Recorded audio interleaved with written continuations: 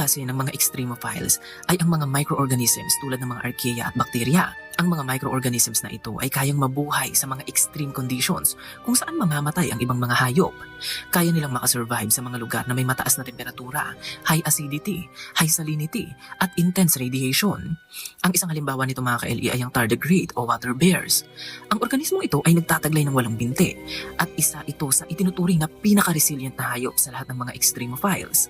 Kaya nilang mabuhay sa mga lugar na sobrang lamig, sobrang init, at sa mga lugar na puno ng intense radiation. At kamakailan lang mga ka-LE, natuklasan din ng mga scientist na kaya nitong mabuhay sa vacuum ng space.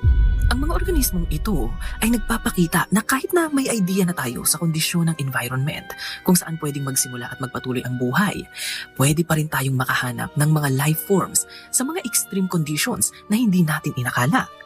Kung may organismo sa Earth na kayang mabuhay sa mga lugar na sobrang init, sobrang lamig, at sa mga lugar na nagtataglay ng matinding radiation, ano ang pipigil sa buhay na magsimula at mag-develop sa mga planetang malamig tulad ng Mars o sa mga planetang napakainit tulad ng Mercury at Venus?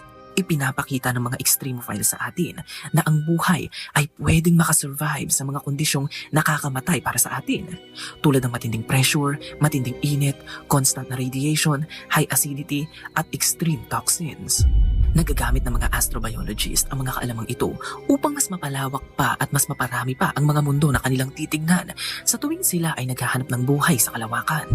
Ngayon mga ka-LE, pag-usapan na natin ngayon ang direktang ebidensya ng buhay na posibleng makita ng mga scientist kung sakaling may buhay sa mundo na kanilang iniimbestigahan.